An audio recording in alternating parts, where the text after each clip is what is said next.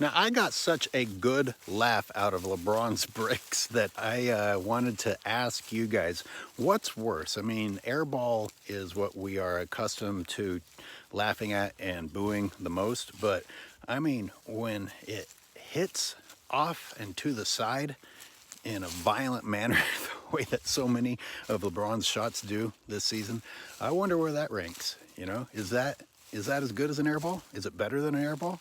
And when we say better, we mean terrible. This technical foul is interesting because it was on Westbrook, but I'm looking at LeBron James screaming. I mean, it looks like he's screaming at the official. If he is somehow changing the voice to some sort of pleasant voice to match that face, I mean, his face looks very aggressive.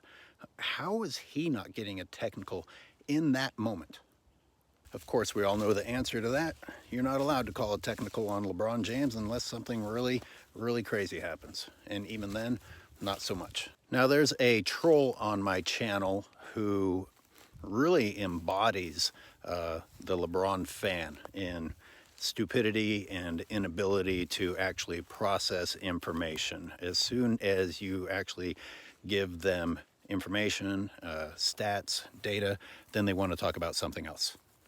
Or if you show them certain stats, then they want to go pull up some obscure stats as if that changes the reality that LeBron James is a fraud. In this case, they were attempting to divert attention to Luka and talk about shortcomings of Luka, and going so far as to say that LeBron was owning Luka. I really doubt that. I saw the last time they met up and it was a joke. In fact, Luka headhunts LeBron. I doubt LeBron ever was even matched up on Luka because the Lakers know that those are automatic points for Dallas if you have that matchup. But in any case, we're going to be watching the Luka and LeBron play closely. In the end, Luka had 32 points and they won. Yes, LeBron had 38 points and they lost. When are you LeBron fans going to understand that scoring the correct points is more important than just scoring points? Luka was a plus 24. LeBron again barely edged into the plus column with 2 points, which is better than usual for him. Actually, he's usually consistently in the negatives. Luka had 9 rebounds and 9 assists. LeBron James had 6 rebounds and 5 assists and 2 turnovers. But hey, he got 38 points, which is apparently the only statistic that you LeBron people are able to register. And talk about deflecting instead of focusing on what yesterday's video was about. People wanted to talk about today's game.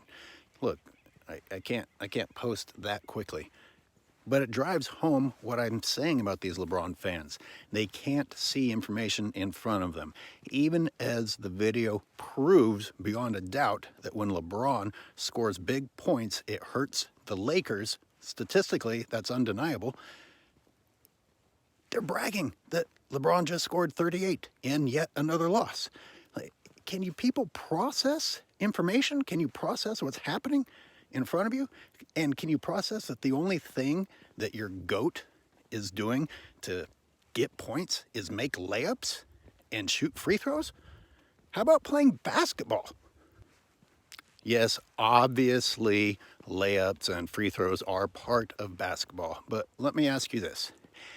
If the only shots I ever took were layups, and I made them, let's say I make them, but the only shots I ever took were layups, and we're out on the court and you're picking teams, are you going to call me a good shooter? Do I go into the category of a good shooter because I can make layups? It's an asset. It's better than someone who can't make layups, but am I a good shooter?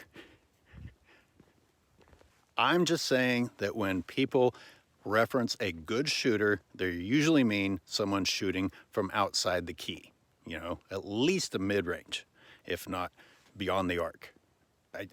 They're not including people who can dunk the ball at the rim or make a layup, especially considering that LeBron's are pretty much all uncontested thanks to dimes coming from teammates setting him up instead of him setting them up.